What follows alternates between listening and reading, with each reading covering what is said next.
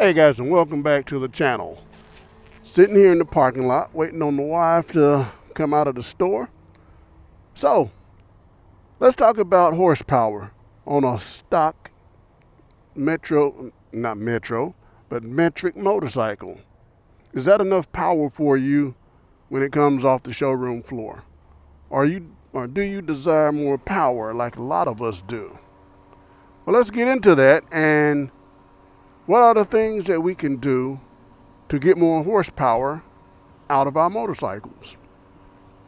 Well, the few things that I've done to my bike to push out just a few more horses was I changed the muffler system on there. I put not K&N, but Vance and Hine pipes on there. Also changed the filter out to a K&N filter, and I also added a Commander 3 power commander on there to regulate the gas and airflow on there to give it a little bit better horsepower.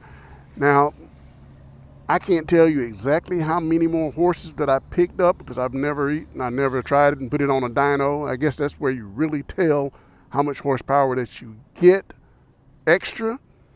But I'm thinking, well, not thinking, but I know stock this Kawasaki Vulcan 1600 straight from the factory floor, pushing maybe 67 horses, maybe 68.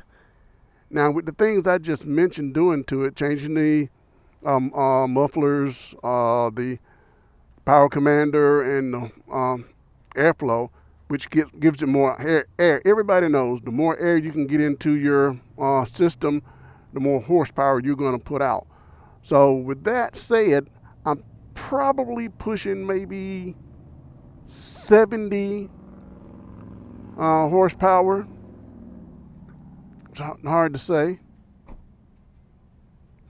So maybe I'm pushing maybe 70 horsepower on this one.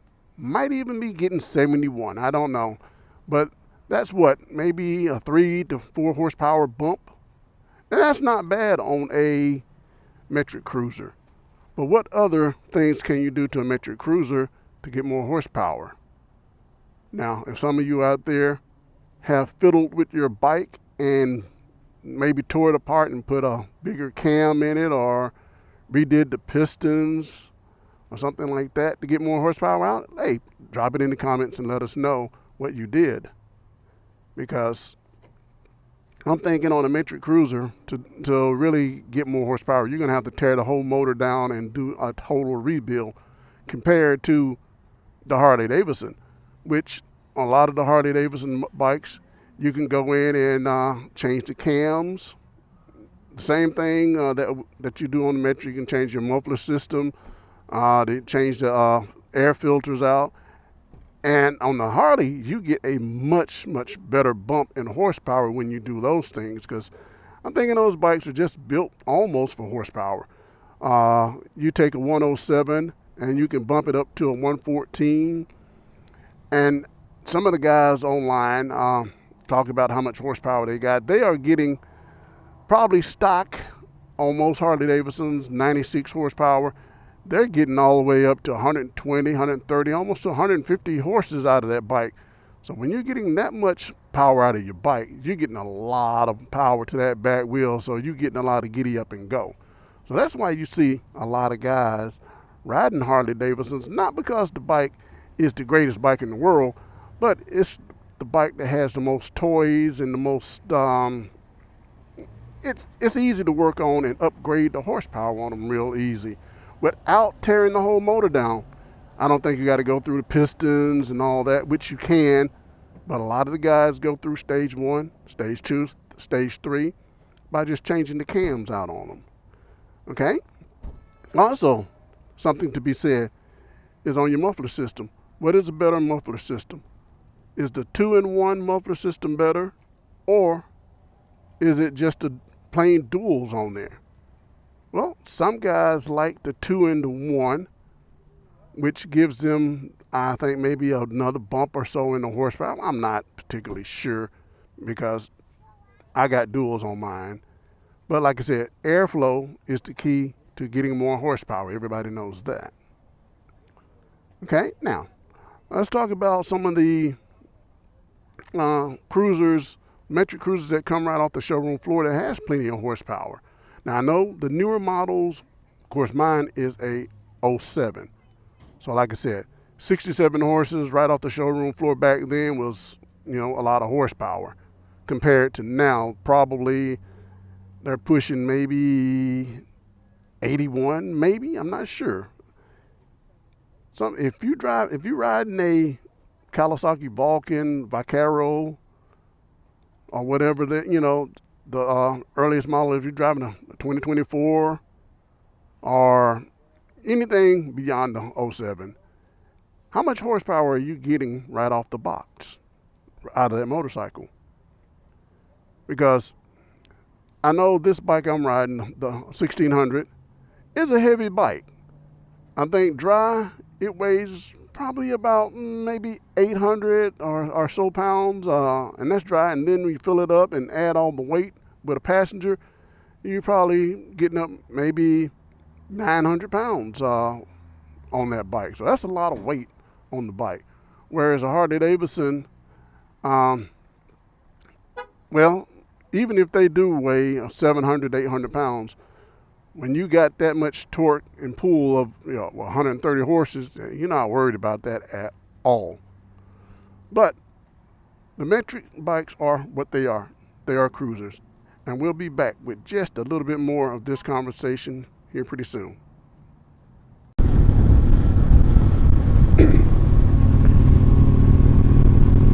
All right, guys, hey, back to the conversation that we were talking about earlier about horsepower. Me and the wife had, after she came out the store, we stopped and had some lunch, so that took us a little bit. But we're back at it here. All right. I got to get my head back into what I was talking about horsepower, about metric motorcycles with horsepower. Now, you've been in conversations with a lot of people. When you ride your motorcycle, you come up. First thing somebody asks you, hey, what did it do? What did it do? And most of us, if we're on a fast bike, we know what it'll do if we run our bikes. But if we just ride our bikes normal, like I do, I'm like, I don't know. I've never really been over 85, 90 miles an hour. But what's the importance of having a lot of horsepower? Well, one reason that you want a lot of horsepower is you might take your bike to the track.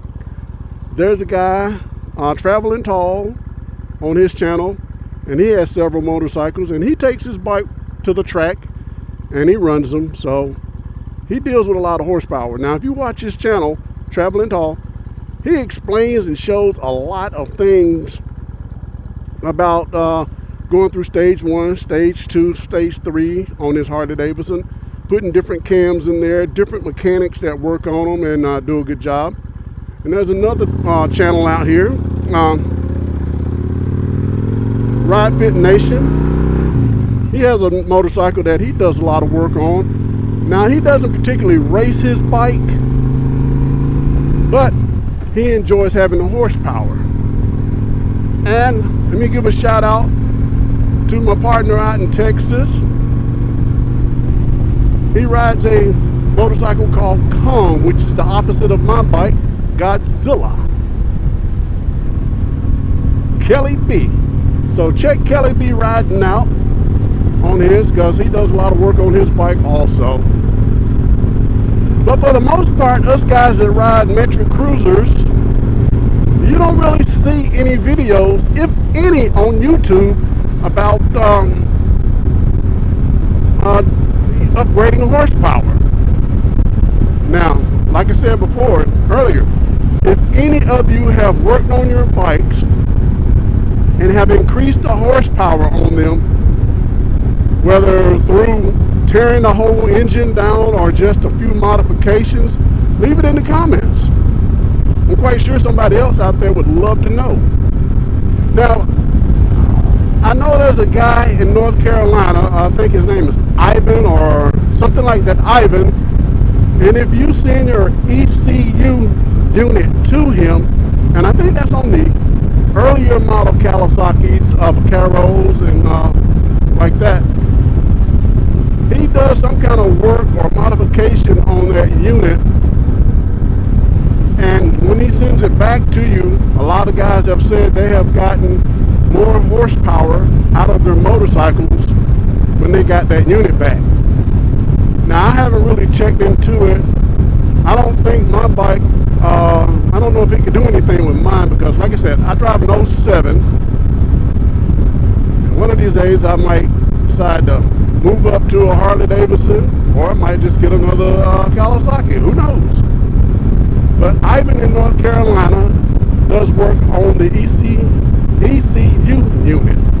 So if any of you have that done, leave it in the comments down there, let somebody know, because I'm quite sure there's a lot of guys out here, maybe even gals too, that want more horsepower out of their Metro Cruisers.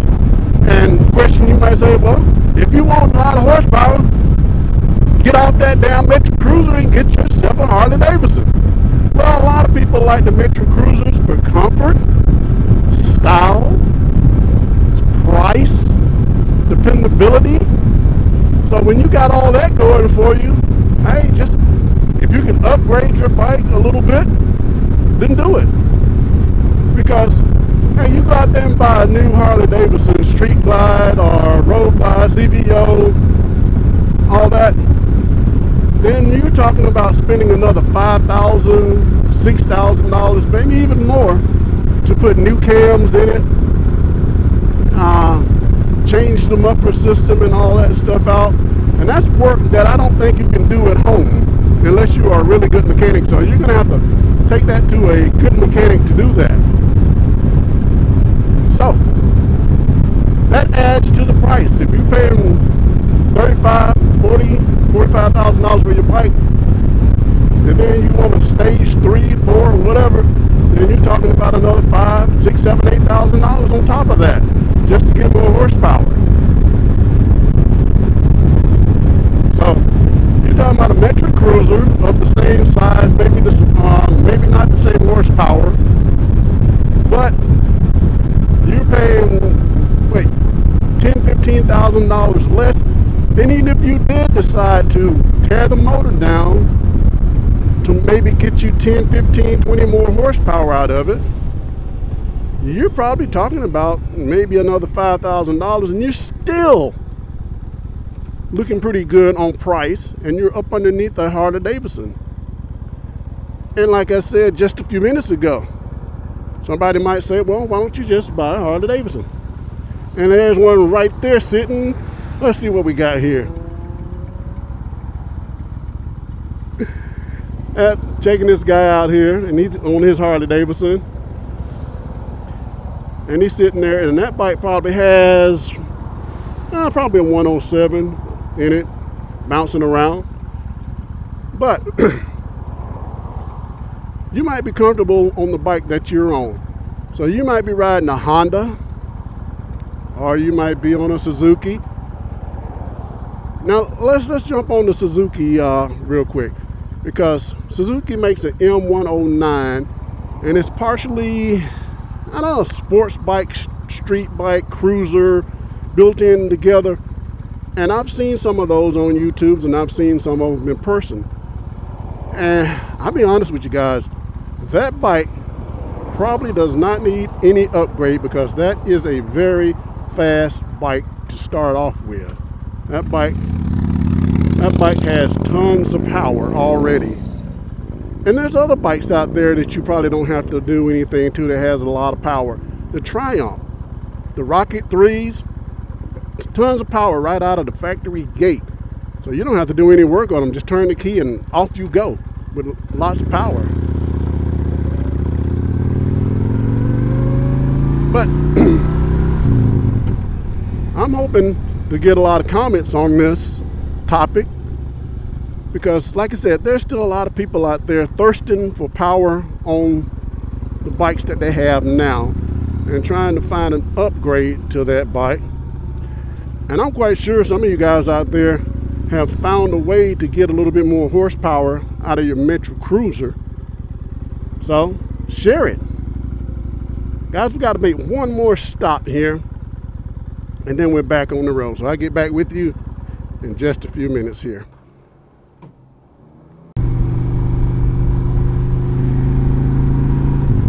All right, guys, we're back on the bike again. Now, let's get back into our conversation about horsepower. What other things can contribute to giving you more horsepower on your metric cruiser? Now, on my bike, I got a shaft drive. I really don't think there's a lot of things you can do with the shaft drive that helps generate more horsepower. Now, if I'm not mistaken, I think if you got a belt or a chain drive bike, you might can change your back sprocket out or the front sprocket to give you more horsepower. You may be able to change the size of the wheel, and which that's probably on both metric and standard motorcycles, that you can probably change the wheel out. I don't know if that gives you any more horsepower. It could, but it's according to what you're wanting to do. Like I said, if you are the person that likes to get out on the track, then yeah. But now, I think what I was talking about before I got off and had to stop was different farm bikes that got a lot of power. And I think I stopped with the Triumph. There was a guy that came by my shop, and we were talking, and he had a Triumph Rocket 3, and he said that bike was fast, very fast, right off the factory floor. He said he didn't have to do anything to the bike, just crank the bike up and haul ass. He said that was a really, really fast bike. Now, how fast? I don't know, but he believed it to be a pretty fast bike. And I probably tend to agree with him, because I looked those bikes up and they are pretty powerful bikes. But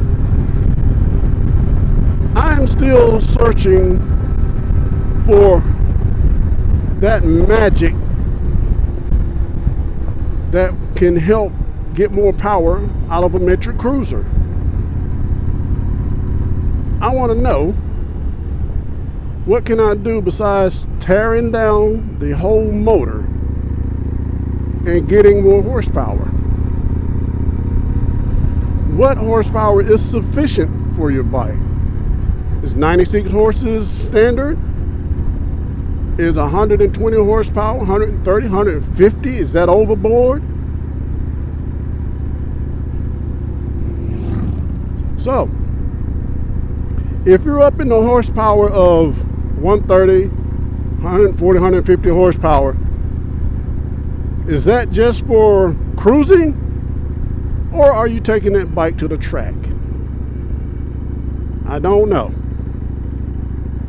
But hey, I'm just about to close this video out. And like I said, I hope I get a lot of comments on that, and I hope a lot of people chime in that drive or ride metric bikes. Like I said, if you ride a Yamaha, Yamaha V-Star, Honda, Goldwing, Suzuki, Boulevard, Kawasaki, Vaquero, all those good bikes, and you have found a secret remedy to pushing more horsepower out of it, leave it in the comments and let somebody else know what you did, because it might be helpful to somebody else that, hey, just looking to get some extra horsepower. Until next time, guys, on Southern Boys Ride, like, comment, and subscribe to the channel, because with your help, this channel gets built up, and the views are more important almost in a subscribership, to tell you the truth. But hey, anything you guys do with this channel or help is great. See you next time, guys.